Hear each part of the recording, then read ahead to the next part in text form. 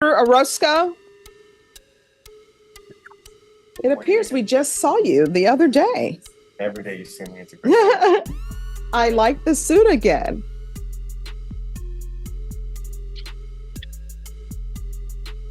All right, what are we doing with Mr. Orozco? Well, Your Honor, the state has tendered an offer. We are respectfully declining that offer. So Okay, was the offer tendered today? Yes, sir. Yes, sir. How old are you, sir? I'm 34 years old, miss. All right, so what I do, I always give people a chance to think about the offer, especially when an offer is just tendered today. So what I'm going to do is I'm going to recall you for a plea deadline date, and then we'll set you for a jury trial date. So I'm gonna get. Well, I was trying to ask him if I can get the 10 years. No. Yeah. The judge does not hear that. Oh, so here's the thing with let me explain something to you. Wait a minute, stop, time out. Dude, I got light on. Time I got out. light. All right, we're gonna send you out. Buckle up, guys. Today we are stepping inside a tense courtroom moment where things escalate faster than expected. What starts as a routine discussion about a plea offer quickly shifts when the defendant tries to negotiate directly. The judge immediately steps in, setting boundaries and asserting control. You can already feel the tension building as emotions begin to surface and the tone sharpens. So I want you to listen to me clearly. It is not my role to hear the facts in this case. What ends up happening, if you go to a jury trial, a jury will hear it. If you want a bench trial, then I will hear the facts of the case. That's how it works. I'm not allowed to hear your plea negotiations with the state and your defense counsel unless they want me to hear that, but that is not allowed. Here's the thing, sir. I understand that you're upset and that you want to be out. I don't know why you're not facing me. Because I'm mad, miss. Because Yeah. the SAPD lied to me and they've been harassing me for 2 years. So does he need an evaluation or no? I don't believe so, Your Honor. We've been effectively been able to communicate. Okay. All right. So here's the thing, because SAPD, according to you, lied to you, and because they treated you badly, that is no reason to disrespect the court. For example, the way you're treating me now, guess what? What if I were to say every inmate over there, because you treated me this way, I'm going to treat them badly, or I'm going to treat you badly because you're being disrespectful to the court? That would not be right. I don't do that. So don't do that to me. Do not, here's the thing, do not come to this court putting something on this court that somebody else did to you, because I didn't do it. So what I am telling you, if you will listen, all right, take a deep breath and listen. The state and the defense, they negotiate, and the state offers whatever they offer. The defense will tell you what the offer is. I'm not allowed, because those plea. All right, guys, here the judge firmly establishes the rules of the courtroom, making it clear that this is not a place for emotional arguments or interruptions. From a third-person perspective, this moment highlights how strict courtroom structure really is. The defendant's frustration clashes with procedure, and the judge's composed yet firm tone shows authority stepping in to maintain complete control. Plea negotiations are supposed to be confidential. I'm not allowed to get involved with that. I know from what you're telling me is that you want to tell me about your case and how these charges never should have been brought, or maybe they should be dismissed. At this point in the process, it is not my job to hear that. I'm not allowed to hear that yet, unless there's a motion to suppress, or unless you want to have a bench trial and you want me to hear it, or either I will hear it when you have a jury trial. That's what I'm trying to tell you. I understand the frustrations that people will have because you're at the jail. You don't feel like you should be at the jail. You don't feel like these charges ever should have been brought. You don't feel like this case should have been indicted if people just had the facts. I understand. I understand your frustration, but do not take your frustration out on the court. I try to move these cases as quickly as possible.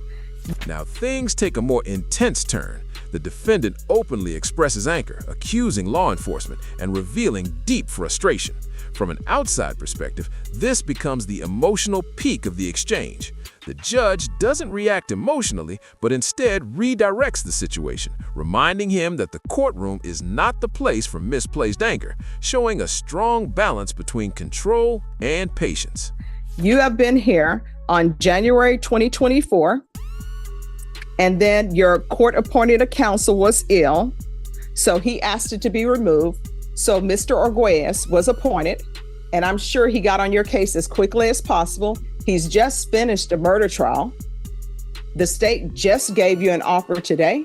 So what's going to end up happening, and I want you to hear me clearly, this is going to be recalled for March 25th. You can either accept or reject the state's offer. If you choose to reject their offer, what is going to end up happening is we're going to get you a jury trial as quickly as possible. That's how things are going to flow here. Is there anything else? Nothing for the familiar friends. All right, thank you. At this point, the judge brings everything back to procedure. The emotional tension fades into a structured explanation of what happens next: accept the deal or prepare for trial. From a third-person view, this moment carries quiet suspense because the defendant now faces a critical decision that will shape the direction of the entire case moving forward. Deputy Laura, why must I raise my voice? You shouldn't have to, Judge. Yeah, I'm like, You know, Judge, sometimes that's the only way they understand. Yeah. that's what my mom would say with us.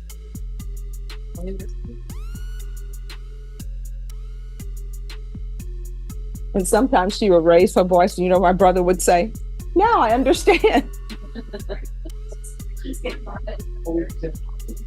Johnny, you ready? Yes, ma'am. All right, Mr. Aceves.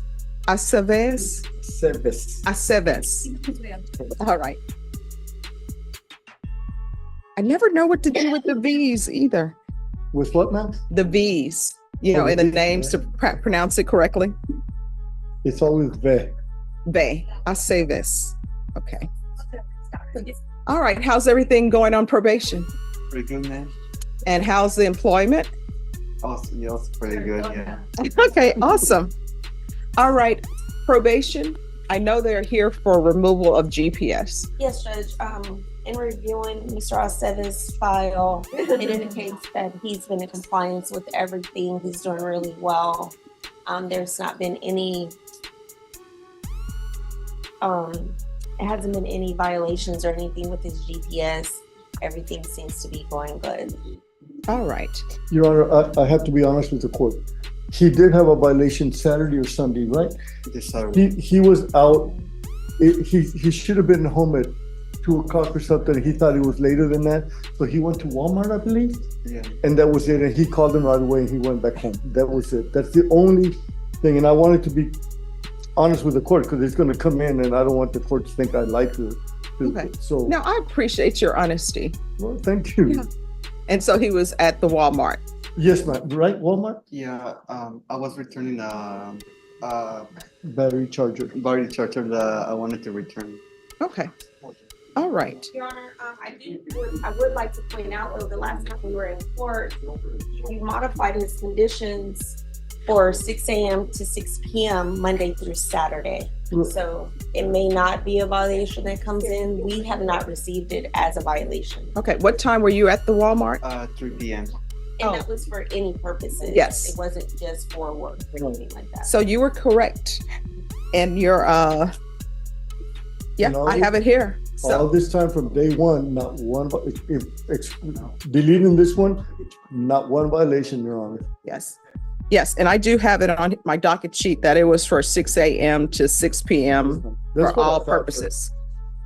All right. So do you have any objections to removal of GPS? No, Your Honor, I did speak to Mr. Aceves briefly. He says that everything's going well with his new job. He feels like everything is going good.